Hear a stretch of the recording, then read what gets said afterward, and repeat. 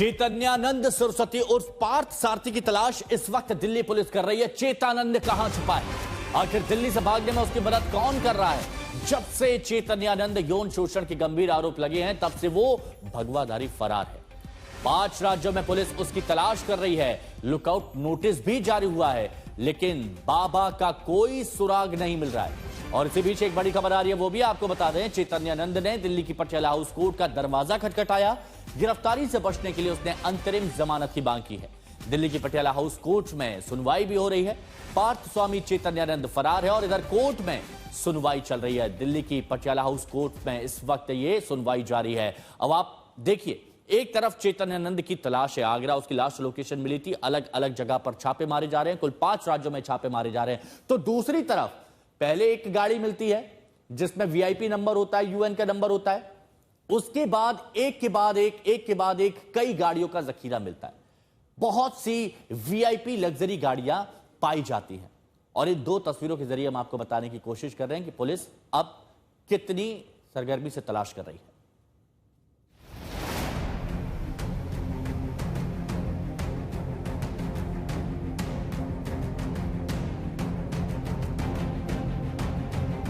माथे पर त्रिपुंड, वस्त्र भगवा, बातें वेदांत की, चोला सन्यासी का और कर्म की तो ना ही पूछो। आखिर कहां छुपा है चैतन्यानंद सरस्वती उर्फ पार्था सारथी? लग्जरी गाड़ियों का शौकीन चैतन्यानंद, यौन शोषण का आरोपी चैतन्यानंद, आखिर ये है कहां? क्या ये भूमिगत हो गया है? क्या ये देश से बाहर भाग गया है, या फिर भारत में बहुरूपिया बनकर घूम रहा है चैतन्यानंद? चैतन्यानंद की तलाश में दिल्ली पुलिस की टीम फिलहाल 5 राज्यों में मौजूद है। लगातार उसकी तलाश की जा रही है, लेकिन उसके बावजूद चैतन्यानंद का कोई सुराग नहीं मिला है। और उसकी वजह यह है कि फरार होने के बाद चैतन्यानंद ने न तो अपने किसी जानकार से संपर्क किया, न मोबाइल का इस्तेमाल किया, और न ही किसी तरीके की ऑनलाइन ट्रांजैक्शन की। इस वजह से पुलिस को उसका सुराग नहीं मिल रहा। अब पुलिस अपने मुखबिरों और मैनुअल इंफॉर्मेशन के जरिए उसकी तलाश में जुटी हुई है। जो चैतन्यानंद मैनेजमेंट, नीति, नैतिकता का लेक्चर दिया करता था, अब फरार है। दिल्ली पुलिस को उसकी तलाश है। जो चैतन्यानंद डिप्लोमेटिक लग्जरी के साथ दिल्ली की सड़कों पर फर्राटा भरता था, अब लापता है।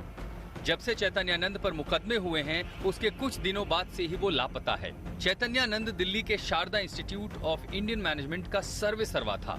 उसके लेक्चर, उसकी किताबें, उसके वीडियो सब उपलब्ध हैं। लेकिन अगर कुछ नहीं मिल रहा है तो वो खुद चैतन्यानंद है। चैतन्यानंद कहां छुपा है, ये रहस्य है। दिल्ली पुलिस की अलग अलग टीमें उसकी तलाश कर रही हैं, लेकिन उसका कुछ पता नहीं चल रहा है। चैतन्यानंद को ट्रेस करना इसलिए भी मुश्किल हो रहा है क्योंकि न तो वो मोबाइल का इस्तेमाल कर रहा है, न किसी डेबिट कार्ड, क्रेडिट कार्ड, न तो कोई यूपीआई ट्रांजैक्शन कर रहा है। चैतन्यानंद की तलाश में दिल्ली पुलिस को सिर्फ एक ही चीज हाथ लगी है, वो है उसकी लग्जरी कार।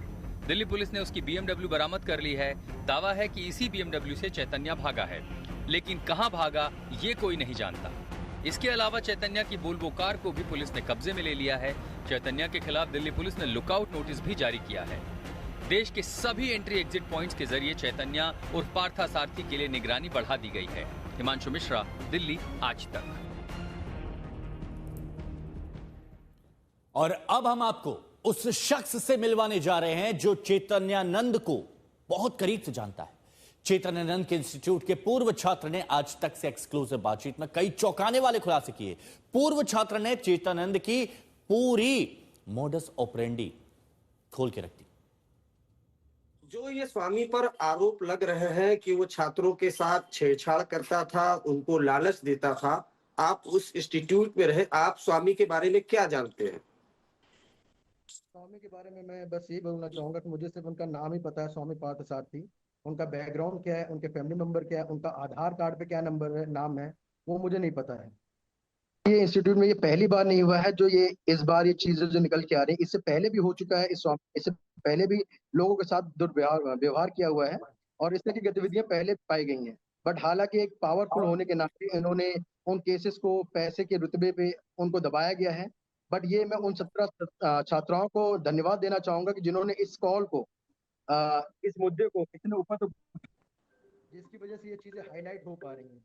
हालांकि इससे पहले भी चीजें हुई हैं, बट इसका कोई भी किसी के पास पुख्ता सबूत नहीं था। बट इन 17 छात्राओं की वजह से इस स्वामी के ऊपर ये चीजें उठाई गई हैं, ये मुद्दा बना है। क्या क्या चलता था इंस्टीट्यूट में, क्या लालच दिया, क्या कहा जाता था, क्या आपको जानकारी है? आप अगर इंस्टीट्यूट की बात करें तो कोई भी इंस्टीट्यूट अगर इंडिया में है, उस इंडिया में सिर्फ और सिर्फ पढ़ाई का माध्यम माना जाता है। बट ये किसी को नहीं पता होता उस पढ़ाई के माध्यम वाले हो सकता है, उनके साथ शोषण भी हो सकता है, ये किसी ने नहीं सोचा था। सो हम लोगों ने, जिन लोगों ने एडमिशन लिया था वहां पे, उन लोगों ने सिर्फ और सिर्फ इस सोच के साथ लिया था कि हमें यहाँ से अपना मास्टर डिग्री कंप्लीट करनी है। बट लोगों के साथ वहां पे फीमेल के साथ तरीके से बिहेव किया जाता था, उनके साथ अलग चीजें थी, जिसकी वजह से लोग बहुत ज्यादा परेशानी होती थी, और ऐसे सिचुएशन बहुत सारे लोग उल्टे कदम भी उठाते हैं।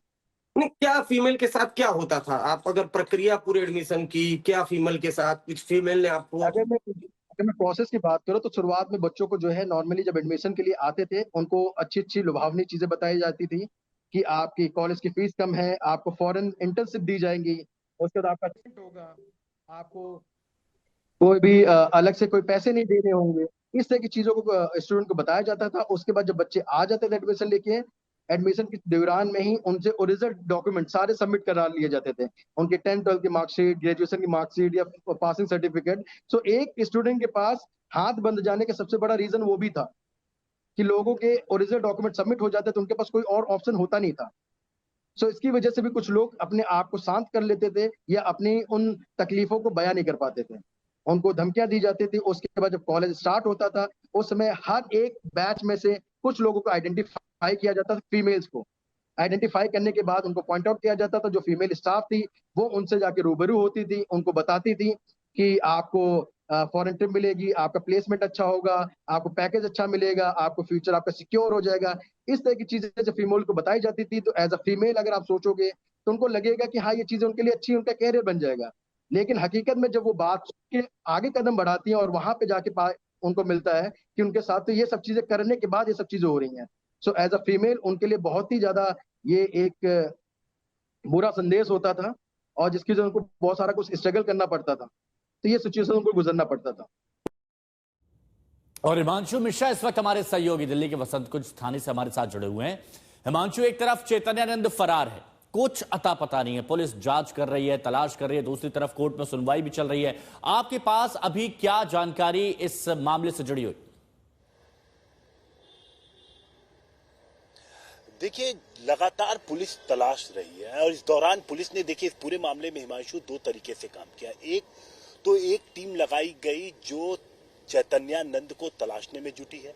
जिस भी स्टेट में उसकी लोकेशन मिली, पुलिस ने फौरन वहां की पुलिस से संपर्क किया ताकि उसे पकड़ा जा सके। लेकिन चैतन्यानंद ने न तो मोबाइल का इस्तेमाल किया, न किसी तरीके से डिजिटल ट्रांजैक्शन किया जिसकी वजह से आप उसे लोकेट कर सके। यहाँ तक कि जिन लोगों के बारे में पुलिस जानती थी, कोई मददगार अगर किसी से वो संपर्क करता, तो ऐसा भी कुछ भी पुलिस की जानकारी में नहीं है। और यही वजह है कि पुलिस फिलहाल क्लूलेस है, पता लगाने की कोशिश कर रही है। इस दौरान जो दूसरी टीम है जो इन्वेस्टिगेट कर रही थी, ये आप ये गाड़ी देखिए, ये BMW गाड़ी पुलिस ने सीज की है। इसके पहले पुलिस ने वॉल्वो सीज की थी जिसपे UN नंबर प्लेट था। ये VIP नंबर प्लेट की गाड़ी है जिसे पुलिस ने सीज किया है। दरअसल जो कंप्लेन जो लड़कियों ने अपने स्टेटमेंट दर्ज कराई थी, उस स्टेटमेंट में इसका जिक्र था कि इस गाड़ी से कुछ लड़कियों को जब ऋषिकेश ले जाया गया था और वहां से जब वो वापस लौट रहा था तो बदसलूकी की गई थी, छेड़खानी की गई थी। ये जानकारी थी पुलिस के पास, जिसके बाद पुलिस ने सर्च किया और उसके बाद इस गाड़ी को जो इंस्टीट्यूट है, इंस्टीट्यूट से ही इसको बरामद किया और उसे अब थाने लाया गया है। पहली गाड़ी आप देखिए जो वॉल्वो है, वो भी वसंत कुंज नॉर्थ थाने में ही अभी सीज है, जिस पर UN नंबर प्लेट लगा था। रेड कलर की गाड़ी आप सामने देखेंगे जिसे पुलिस ने यहाँ पर खड़ी किया। दरअसल ये लग्जरी गाड़ियां, उन पे नंबर प्लेट, इसका नंबर प्लेट आपने देखा 0003 है, उस पे नंबर प्लेट तो उसने UN का फर्जी नंबर ही लगा दिया था। तो ये कई सारी चीजें हैं जो अब सामने आ रही हैं। जिस तरीके से एक छात्र सामने आया, पूर्व छात्र है, और उसने चीजों का खुलासा किया सारी चीजों का, तो ये चीजों एक तस्वीर अब साफ होती जा रही है चैतन्यानंद को लेकर के। और उम्मीद यही है कि जल्द से जल्द चैतन्यानंद पुलिस की पकड़ में आएगा।